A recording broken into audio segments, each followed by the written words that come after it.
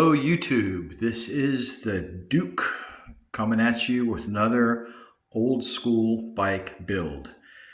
This video is going to be one of a three-part series that I'm going to do on a Cook Brothers racing build. Racing build. Singular, not plural. The bike that I did prior has been finished and I'm now working on bike number 2.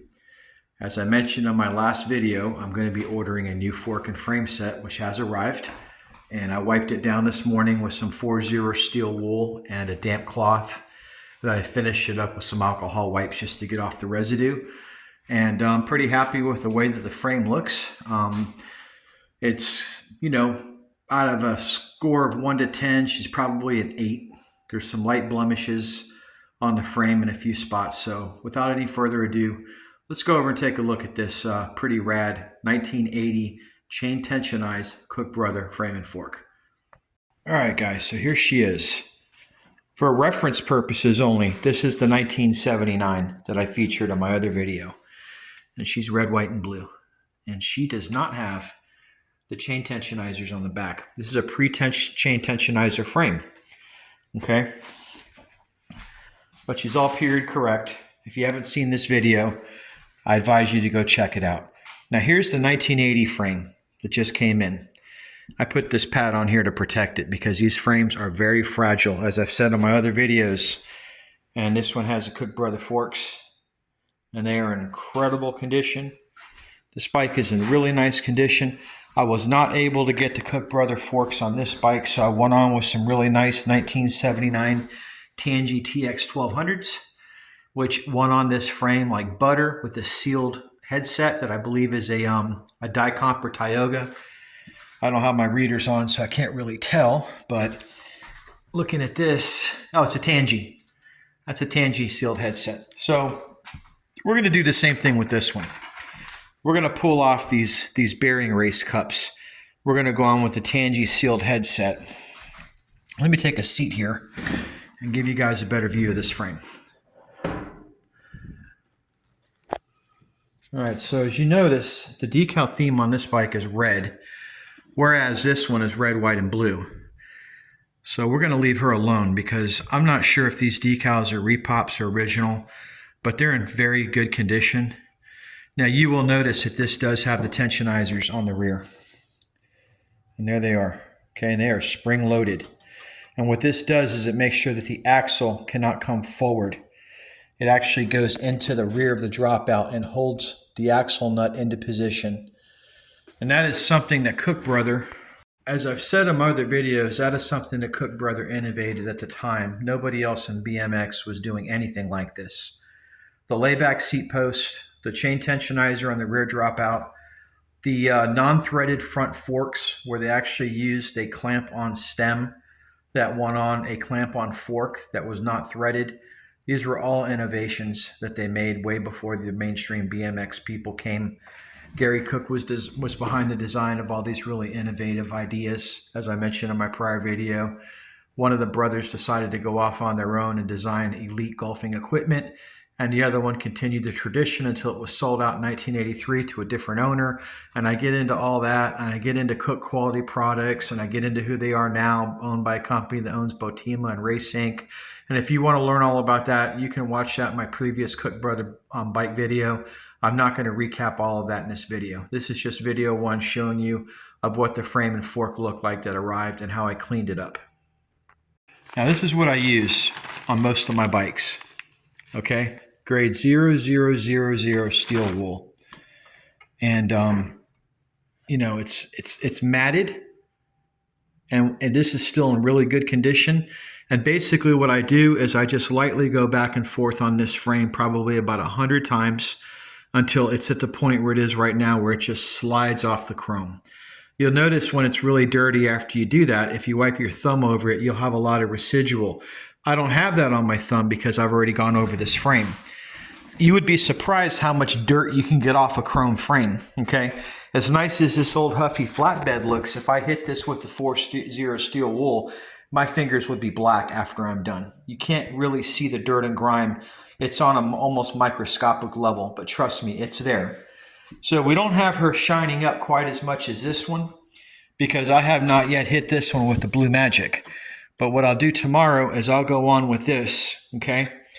And that's going to make this frame look pretty darn close to this frame. And we're going to just go back on with a nice Repop Monza BMX seat. This is something I had laying around. I don't really like to use Repop parts, but in this instance, that's going to go nice with a laid back Cook Brothers seat post that I have coming in. And I'm going to take the cranks off of this old CYC Stormer. Got a really nice set of 3-piece SR cranks right here with a 44 tooth tough sprocket. This is all period correct. I'm going to take that drive system off and put her on that frame. So for video number 2, what you guys will see is you'll see a sprocket set installed, crank sprocket, rims, seat post clamp, probably a set of bars. I'm debating whether I should use these original Race Inc bars or these gold FMF V bars, which are in amazing condition from 1979. Either way, they're period correct. I don't like to use Repop parts unless I absolutely have to. That Monza seat will suffice for this job. It's a nice lightning bolt seat that's red. It works great. It's not like a cheap Dominator seat or something Repop for 20 or 30 bucks. You know, these Monzas, they come in these nice boxes like right here. And, you know, they run, these seats, you know, run $150. You know, brand new. You get one for $150, you're getting a good deal. So they're quality seats. It's not like I'm throwing a cheap $30 seat on this bike. I'm not. And the seat post I ordered is a laid back seat post from MCS. It's full chromoly with a brace. So I'm not going cheap on the seat post. I have a line on a Cook Brothers seat post, but it's really roached out and the guy wants 300 bucks for it. And like I said in my prior videos, I'm not going to make a stupid decision and throw $300 down the toilet on a roached out seat post just because it's a real Cook Brothers seat post. It isn't worth it to me. To me, it's a $50 part at best, and these people are crazy. They want crazy money for these old 50-year-old roached out parts, and I don't want an ugly part on my bike. If I'm going to build a bike like this, I want it all to look good, especially the seat posts. I'd rather have aesthetic quality than authenticity in a case like this. Because like I said, a laid back 4130 chromoly seat post is a chromoly seat post. I don't really care whether it's a Cook Brothers seat post or not. It is going to be laid back just like this one. And instead of having an Alina seat like this one has, it's going to have the Monza. They're both very appropriate seats for this type of build. I've been using these seats for a while on my bikes. I like them. They go on easy. They're high quality. They have gold zinc coated seat rails and guts, just like the old school seats do. They're done well. They're not black. They're not silver. They're zinc coated in gold, and they look really nice, just like they did them back in the 80s, 70s, and 80s. So that's going to wrap up this video, guys. It's just a quick one I wanted to put out there for you guys to see. Video 1 of 3 on the 1980 chain tensionized Cook Brother Racing BMX bike build. That's going to probably take me another, few days to wrap up for video 2. And then we're going to start to get back on this MCS 34, which I know for a long time I've been telling you guys I'm going to do something with this. I have parts arriving. It's going to start coming together. I just have to find some really skinny wheels for this, and I'm still looking for a threaded European bottom bracket that fits in this tiny little opening. I mean, we're talking probably 2 inches there. It's so small. And, once I get that, I can get a bottom bracket installed on that bike, and we're off to the races. But in the meantime, she's going to be dead in the water sitting on my desk. So if you're new to my station, my name's the Duke. I specialize in 70s and 80s classic high-end BMX bikes. I have several bikes in my collection, which I usually do not run down at the end of my video. But because I've had viewers asking me if I can go over this really quick and my collection always changes, I'm going to do a really quick recap at the end of this video and show you the bikes I have. And anybody who's interested in any of these bikes, you can always contact me through here and we can talk about it. Okay, some are for sale, some are not. Some are available to be shipped, some will not be shipped. So, that's just the way it goes. But anyways, thanks for watching. Like or subscribe if you're not already a subscriber. If you'd like to have any information on any of these older bikes, I'm going to recap. There's videos on each and every one of them on my YouTube page. Feel free to go over there and take a look. I give you a nice narration on the bike. the history of the bike, and I'm not giving you a PowerPoint presentation on a video. I'm actually showing you the bike. So thanks again for watching, and stay tuned for the bikes in the collection, and that'll recap this video. All right, guys, real quick, here it is again. This is a 1984 GT Nora. This is otherwise known as a Santa Ana. She's got some really nice parts on her. I did a video on her. Got a 1981 GT Santa Ana. Very nice bike. Got the ACS Z wheels. She has the chrome Array 7Xs. Got an 83 here, I believe, GT Santa Ana with red ACS Z wheels. Did a video on her. Got a Super Cycler Ultra Cat Panther. This is in a Kisu made Torker type frame. Very close to the Torker. This is a Canadian version.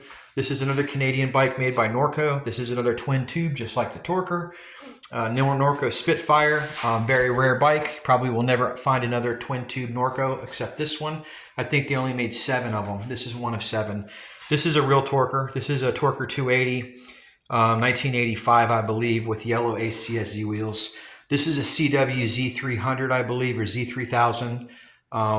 She's all chromoly, all CW parts. This is a Red Lava Splash Dyno Comp mid-school, I believe around a 93. Really nice freestyle bike. This is a Toys R Us special called a Sharp Freestyle. It's full 4130 chromoly. Comes with very nice Skyway parts like the Easy Bars, Skywheel Tough Wheel 2s, Skywheel laid back seat posts. It's got a Viscount 4130 made Sharp seat just for them, and a beautiful two-tone chromoly and red fire engine red frame. You don't see too many two-tone bikes anymore. That's expensive, and not many manufacturers waste their time doing that. For a Toys R Us bike, this is a really nice bike. I mean, this was a high-quality bike, and it was made in Taiwan. 1986 General Hustler Baby Blue. 100% OG with the plastic wheel covers and all, okay? 1986 Mongoose FS1 in Luscious Lavender. This is the real deal, not the repop. 1984 Woody Itzen Pink Hutch Trickstar. This is Japanese-made frame. It has the pink Skywheel Tough Wheel 2s that match the frame perfectly. It's got the Hutch Western stem. It's got Hutch bars, Hutch seat post, handler seat, Hutch sprocket, and I believe Tioga cranks. This is an 84 Porsche White. This is a factory color. For those of you that say Hutch did not make a white Trickstar, you are wrong.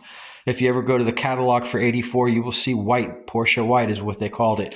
There is no such car as Porsche White. In car color, it's called Arctic White. If you had a Porsche, you would know that. Or Pearl White. Those are the colors for this year. Okay, or Oxford White. But they didn't have a Porsche White. In any event, that's what Hutch called it. This is an 84 Trickstar American-made frame. You notice with a larger cantilevered back platform. You'll also notice she has very rare ACS 48s with Hutch hubs. Beautiful bike, and a set of Skyway Easy Bars on this bike, just like we have on the Sharp Freestyler. This is a Schwinn Orange crate bike, a lot like the Stingray, but it's a crate version. This is a 98 repop. That's my Magnum 34 that we're building. That's a Stormer made by CYC. That's a Mongoose Mini Goose. That's a Mongoose Expert. This is a Mongoose Expert as well. This one has gold arrays. This one has chrome CMCs. That one has blue Yukai speed lines.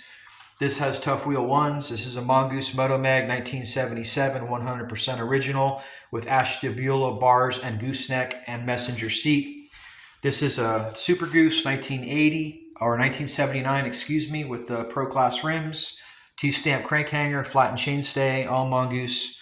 This is another Mongoose 1980 team frame with the candy apple red forks.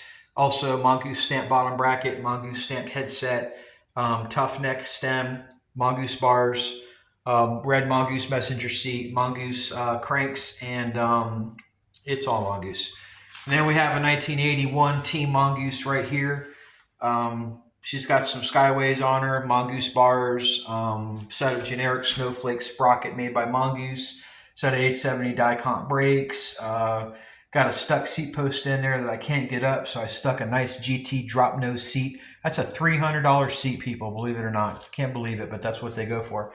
Stuck a GT drop nose on there. This is more of a modern bike for kids. This is a setup that the new kids like to ride when they thrash on their bikes. They do not like big seat posts like this.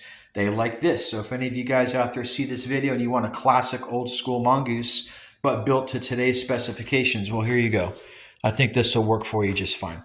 Got 3 Tricks Predators right here. These are my Schwinn Predators. You can see videos on all these bikes.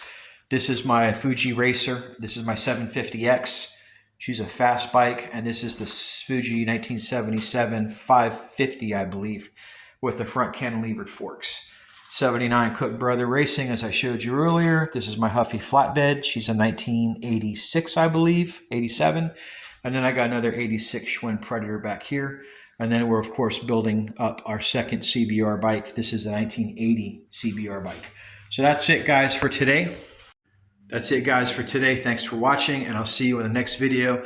And in the meantime, like always, the Duke says, stay rad.